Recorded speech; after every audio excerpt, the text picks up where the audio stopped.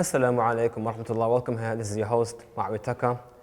And here we're going to continue on our series, Prophetic Chronicles, where we discuss the lives of the Prophets, عليه السلام, beginning with Adam, all the way to Muhammad sallallahu alayhi wasallam. So we've covered quite in detail the life of Ibrahim and his descendants so far. And we covered the life of his children, you could say Ismail and Ishaq. And we covered the son of Ishaq, Yaqub. And we covered the sons of Yaqub, one of them being Yusuf, and so on and so forth. And even on the last episode, we spoke specifically about Shu'aib, which is one of the sons, or one of the descendants of Ibrahim. But today we're going to discuss an interesting one, and it is Prophet Ayub. And Ayub was actually from one of the sons, he was said to be one of the descendants of Esau or Al-Is. Not sure if you remember from the previous episode, we mentioned that Ishaq had two sons. And one of the sons, two sons who were twins, one of them who was born first, whose name was Esau, and the other one was Yaqub. So, as you know, Ishaq wanted to make dua for his son Esau. When he said to make me some, go hunt some game and make me some food. And then when you do that, I'll make dua for you. But the mother of Yaqub, or both of them you say, Rebecca wanted Yaqub to get that dua. So whatever happened, and dua was made for Yaqub. However, they are still children of the Anbiya, and Esau or Is, one of his descendants, it was said, one of his descendants was Ayub, or in English they call it Job. It was Ayub. And apparently his wife was either from one of the descendants of Yaqub or Yusuf alayhi salam. Now again, these are historical accounts. The actual details are ambiguous. We can't say absolutely sure whether he was a descendant of Esau, or some have said he was a descendant from one of the believers who saw that Ibrahim was placed into the fire. And those who believed, there's one person who believed, they said that he was a descendant from one of those. But whatever the case may be, we have Prophet Ayub.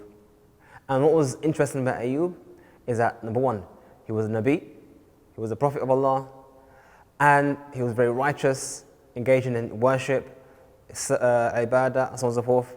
But he was also extremely rich and wealthy. He had so much land and wealth and children. He was extremely rich. And in difference to the previous stories, almost every story we had before, we have the prophets going to their people, calling them to Tawheed, to the worship of Allah.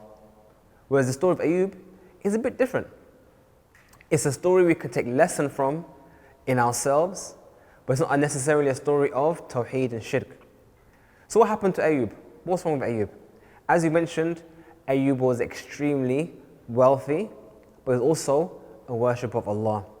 And before we even get into his story, let's have a point on that one. And it's very important to draw out that benefit. He was a Nabi, he was a Prophet, but he was rich.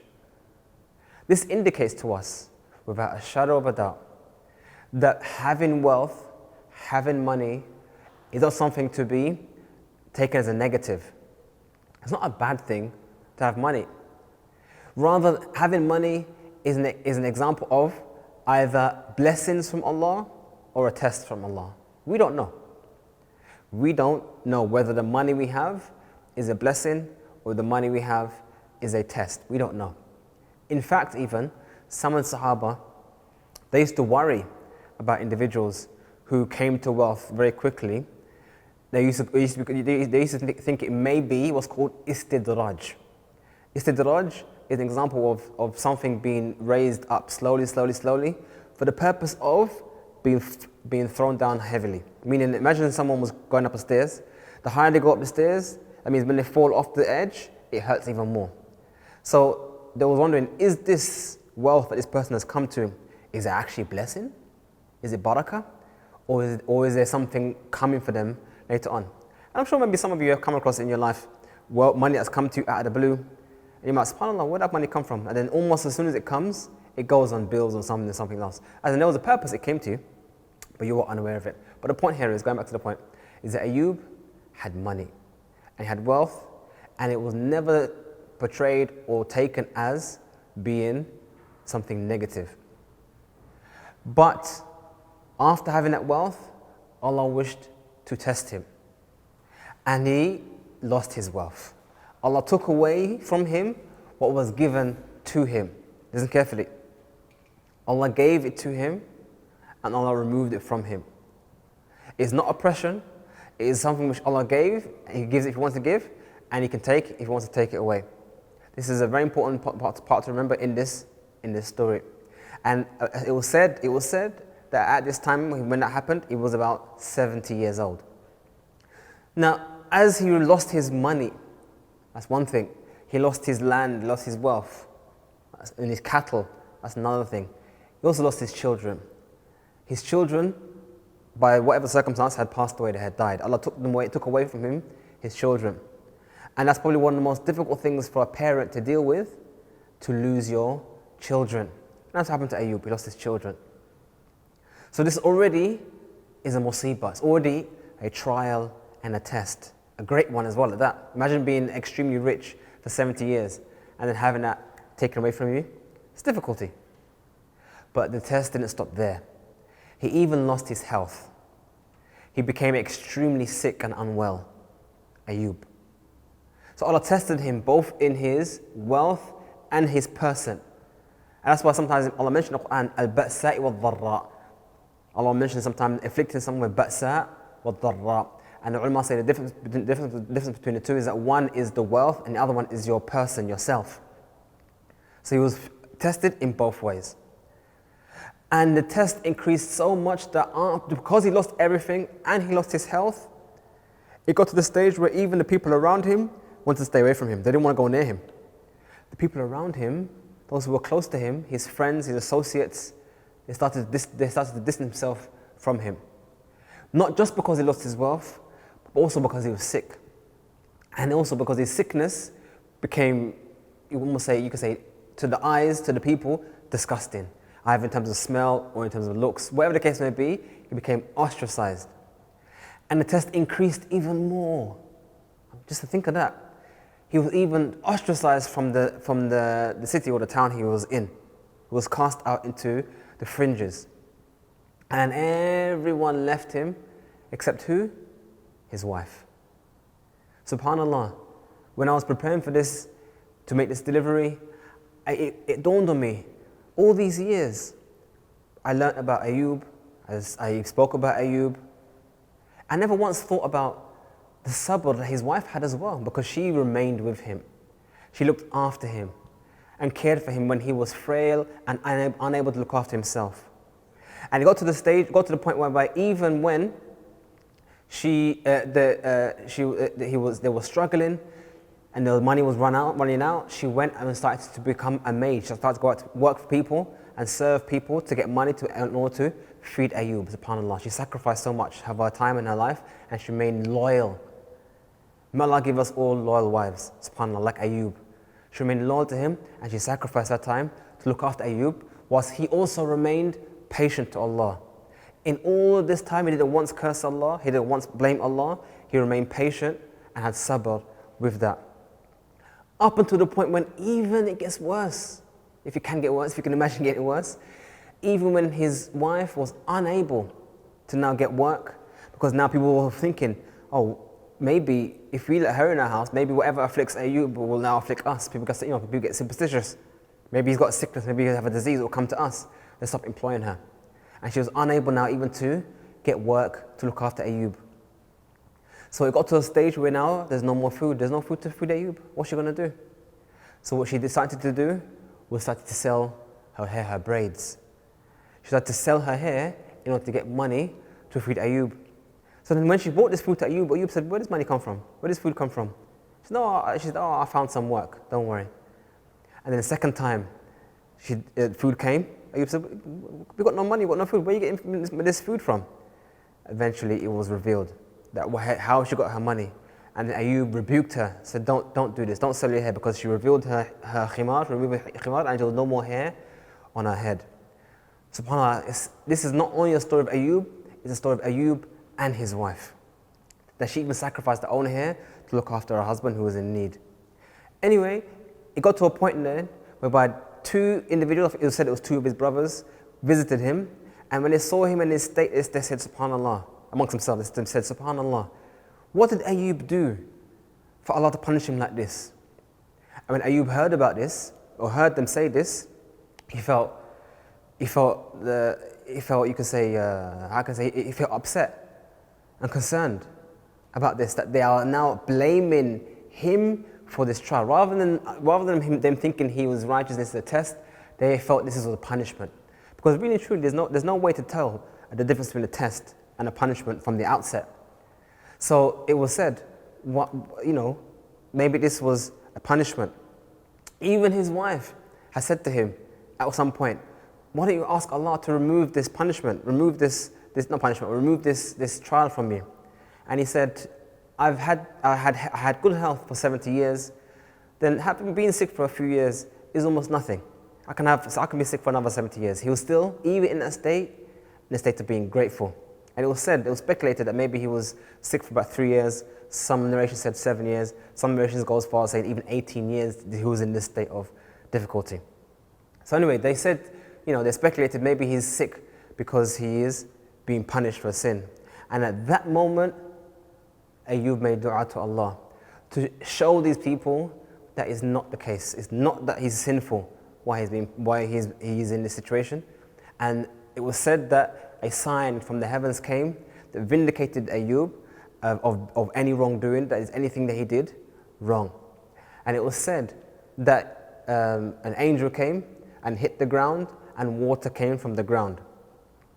And Ayub was instructed to bathe with this water. And as he did so, he was entirely cleansed and healed from the illnesses that he had. And to the point whereby when his wife came in, she asked, oh, have you seen this individual? Because I haven't seen him, And she was talking to him for a while and didn't realize it was Ayub. He was so healed, she didn't realize it was Ayub. And eventually told her, no, you're talking to Ayub, this is me. And she was so shocked that Allah healed him completely and removed that. And finally it was said that the heavens opened up and gold from the heavens came down, and Ayub was collecting this gold and putting it into his clothing, gathering his clothing, and it was said to Ayub, have you had enough?